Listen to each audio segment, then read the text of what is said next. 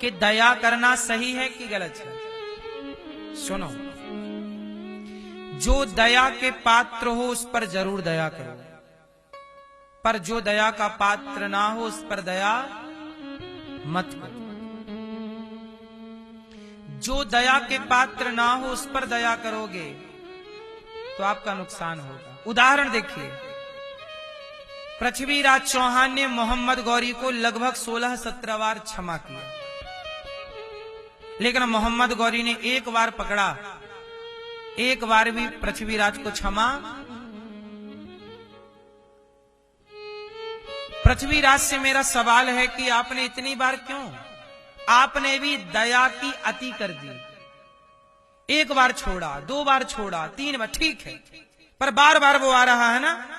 तुम्हारी भी तो अपनी सेना मर ही रही होगी, 2-4 तो मरे होंगे भाई। जब हम तुम युद्ध करेंगे तो हम कितने भी क्षति आपको पहुंचाएं, पर आपसे हमें कुछ ना कुछ क्षति तो पृथ्वीराज जी की भी कुछ क्षति तो हुई होगी। मोहम्मद गौरी के युद्ध से इनकी भी कोई सेना मरी होगी। तुम बार बार क्यों छोड़ रहे हो उसे? 2 बार छोड़ दिया सही है, 4 बार छोड़ दिया सही, अब मार दो। नहीं मारा, उसने पकड़ लिया, और जब उसने पकड़ा जयचंद के सहयोग से, तो एक मौका दिया क्या पृथ्वीराज को? बोलो, ले जाके आंखें फोड़ दी कि नहीं? दया इतनी भी ना करो साहब कि तुम्हारी दया के कारण तुम्हारी पत्नी को जिंदा जलना पड़े। इनकी पत्नी संयोगता को जिंदा जलना पड़ा था, जौहर करना पड़ा था इनकी दया के कारण। और कर लो दया, दया करो, उस पर करो जो दया के योग्य है। अच्छा, एक बात बताओ,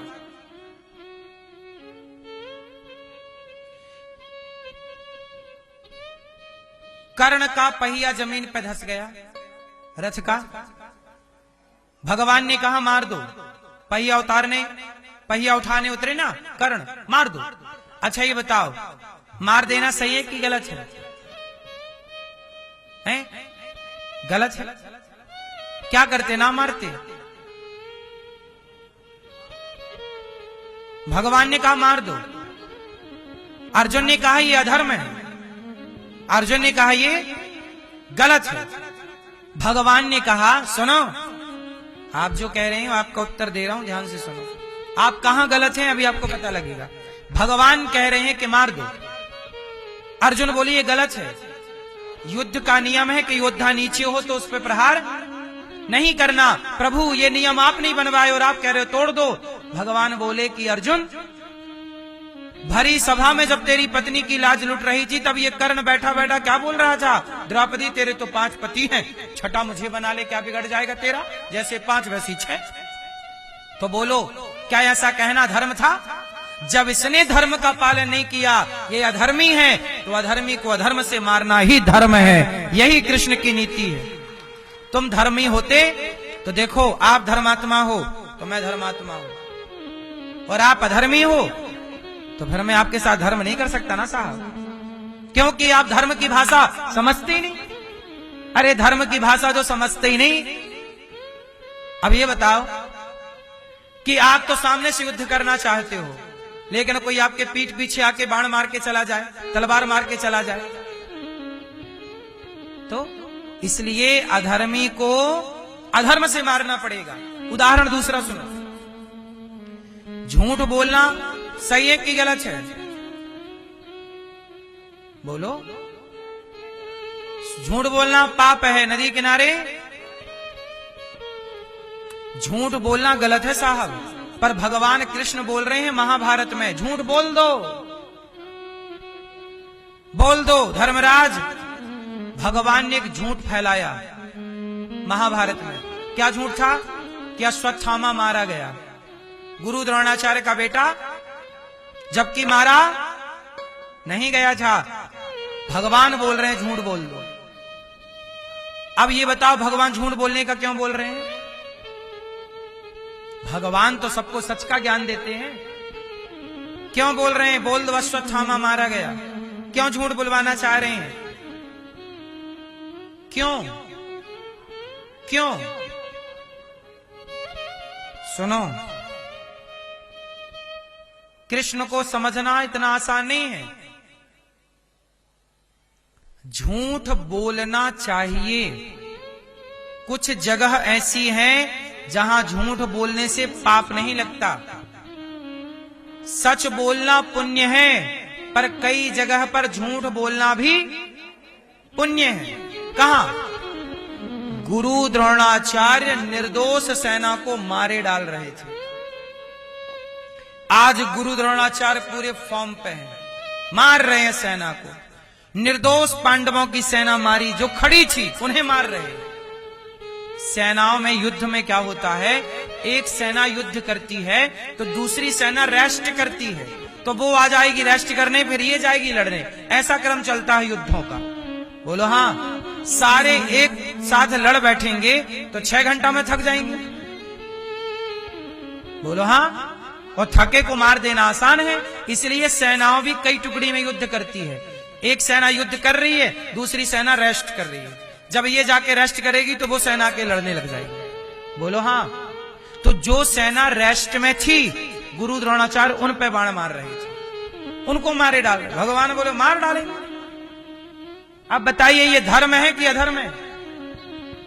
बोलो, ये अधर्म था। गुरु द्रोणाचार्य क्या बोल रहे हैं? मार रहे हैं, अधर्म कर रहे हैं। गुरु द्रोणाचार्य ये वही द्रोणाचार्य हैं जिन्होंने 2 गलती पहले भी की है। पहली गलती, गुरु द्रोणाचार्य ने एकलव्य से अंगूठा मांग लिया। आप अपने चेले से कहो कि तू बहुत पढ़ लिख गया, मेरे वाले चेले से तू आगे मत चला जा, एक काम कर तू अपना अंगूठा ही दे दे। क्या ये धर्म था? बोलो, क्या गुरु द्रोणाचार्य का ये धर्म था कि वो एकलव्य से अंगूठा मांगे? नहीं, अधर्म था कि नहीं? अभिमन्यु था। 7 योद्धाओं ने युद्ध लड़ा एक से। जब युद्ध का नियम था कि 1 से 1 लड़ेगा, तो 1 से 7 क्यों लड़े? और उस समय गुरु द्रोणाचार्य भी थे, क्यों नहीं रोका? आपने अधर्म किया ना, तो अब आपके लिए अधर्म होगा। आपने अधर्म किया ना, तो आपके लिए अधर्म। अधर्मी के लिए अधर्म करना ही धर्म है। यही कृष्ण की नीति है। मार दो, कह दो अश्वत्थामा मारा गया। गुरु द्रोणाचार्य ने कन्फर्म किया धर्मराज युधिष्ठिर से, क्यों भैया मारा गया? धर्मराज युधिष्ठिर बोले मैं झूठ नहीं बोलूंगा। तब भगवान ने हाथी मरवाया अश्वत्थामा नाम का, बोले ये मर गया, अब बोल दो हाथी। तब बोले अश्वत्थामा मारा गया। बाद में धर्मराज ने बोला नरोबा कुंजरोबा, तो भगवान ने शंख बजा दिया, तो अश्वत्थामा मारा गया। इतना तो सुनाई पड़ा गुरु द्रोणाचार्य को। आगे की लाइन सुनाई, उन्होंने रथ डाल दिया, धृष्टद्युम्न आए और गुरु द्रोणाचार्य का सिर काट दिया। ये गुरु द्रोणाचार्य जी के युग का अंत है। क्यों झूठ बोलना पड़ा? झूठ इसलिए बोलना पड़ा क्योंकि ये अधर्म के रास्ते पर चढ़ चुके थे। और अधर्मी, याद रखना, कांटे को ही कांटा निकालता है, कांटे को कभी गुलाब नहीं निकालता। अधर्म को अधर्म ही काटता है, झूठ को झूठ ही काटता है। बोलो हाँ। सच सच के लिए है, सच झूठ के लिए नहीं है।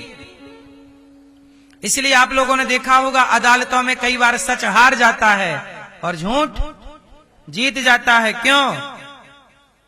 क्योंकि सच की लड़ाई झूठ से नहीं है। एक बात बताओ, एक पिता है और उसका बेटा है। आज पिता ने कुछ कह दिया बेटे को, तो बेटा बुरा मान गया और उसने अपने पिता को छोड़ दिया। जा, मैं नहीं बात करता तुमसे, नहीं आऊंगा।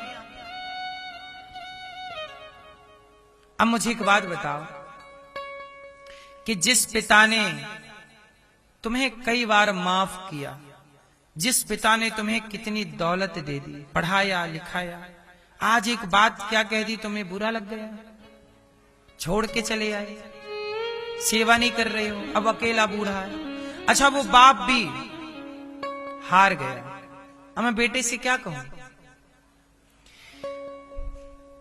बेटा इतना गुस्से में कि उसने आया और अपने पिता को गोली मार दी। एक पुत्र ने अपने पिता की हत्या कर दी। अब एक बात बताओ, पिता सच था, पुत्र झूठ था, गलत था, लेकिन लड़ाई किससे करेंगे? सच झूठ से क्यों लड़ेगा ये बताओ। जब आप झूठे हो, जब हमें दिख रहा है कि आप झूठे हो, तो भाई अब क्या करें? ईश्वर की ओर देख के आदमी सरेंडर हो जाता, झूठ से क्या लड़े। भाई ये बताओ, यदि आप धर्म को मानते हो तो मैं आपसे बात करूं, आप धर्म को मानते ही नहीं तो मैं क्या बात करूं आपसे।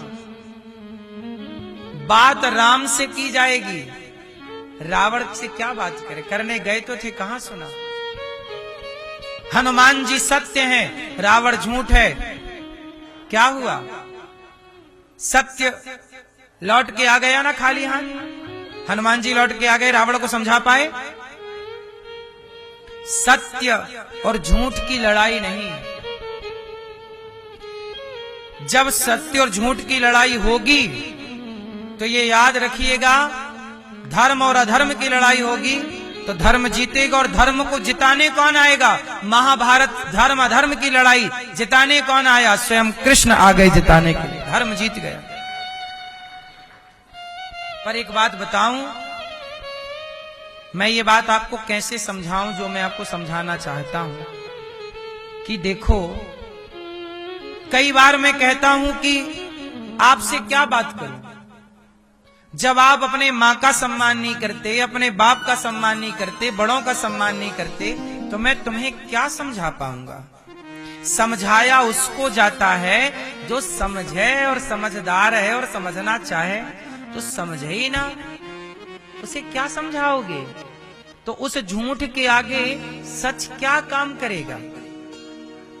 बात समझ में आ रही है जो मैं समझाना चाह रहा हूं आपको। इसलिए सच हमेशा चुप हो जाता है और झूठ शोर मचाता रहता है। उदाहरण से समझिए, कुत्ता भौंक रहा है तो आप भौंकेंगे, शांत रहेंगे।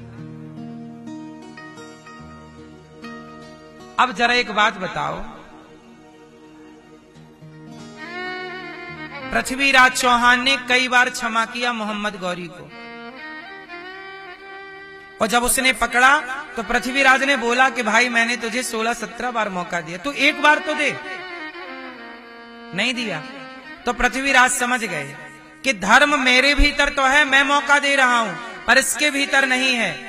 क्या मौका, इससे क्या बात करें। अब क्या बात करें इससे, जो धर्म का काखा गाघा नहीं समझता भैया, जो धर्म के बारे में तनिक नहीं समझता, उससे क्या बात करोगे आप।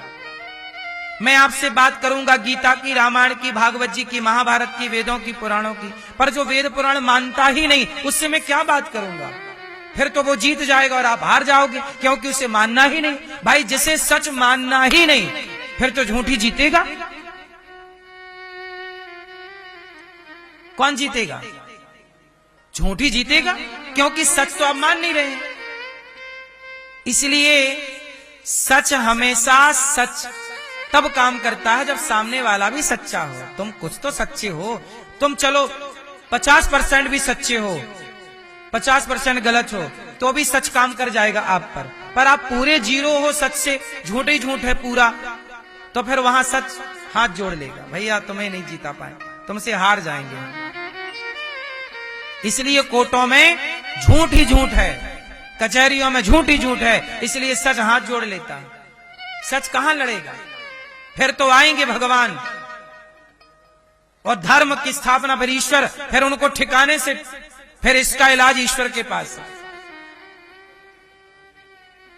फिर इसका इलाज किसके पास है? सच कभी हारता नहीं है। लेकिन एक बात बताओ, सच जो सुनने ही तैयार नहीं है साहब, उससे सच क्या करेगा ये बताओ। क्या करेगी? आपके प्रमाण गीता रामायण उदाहरण देते रहो, वेदों मानने ही नहीं है। अब रावण को सबने समझाया कि पराई नारी चुराना गलत है। कहां लिखा है, किस पुराण में लिखा, किस वेद में कि भाई रावण ज्ञानी है, तू तो ज्ञानी है। कहां लिखा है कि पराई औरत चुरा लेना धर्म है, तू अधर्म कर रहा। पर रावण किसी की नहीं सुनता। अब जब नहीं सुनता तो क्या सुनाए, सब चुप होके चले गए। लेकिन अंत में हनुमान जी का बस नहीं चला, हनुमान जी नहीं समझा पाए। अंगद जी का बस नहीं चला, नहीं समझा पाए।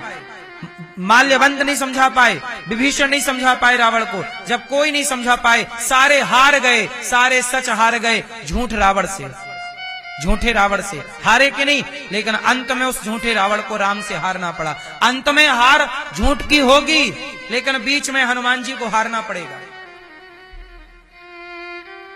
हनुमान जी हार गए कि नहीं, बोलो हाँ। रावण से कौन हार गया, क्यों हार गए, समझाने गए थे ना, कहां समझा। अंगद जी हार गए, माल्यवंत जी हार गए, विभीषण हार, सच हार गया। झूठा रावण जीत गया, लेकिन कब तक जीतेगा। एक दिन उस झूठे रावण का भी अंत हुआ कि नहीं।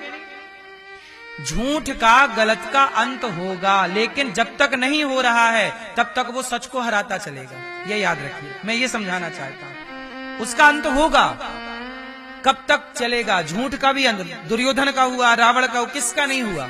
लेकिन याद रखिएगा थोड़ा लंबा टाइम लगता है। उस लंबे टाइम में आप लोग क्या बोलते हैं, सच हार गया, झूठ जीत। हाँ, हनुमान जी भी हार गया। इसलिए कहता हूं कि रही मन चुप हो बैठिए, देख दिनन के फेर। अभी रावण के दिन चल रहे हैं, इसलिए चुप होके बैठो। कई बार आपका समय अच्छा नहीं होता।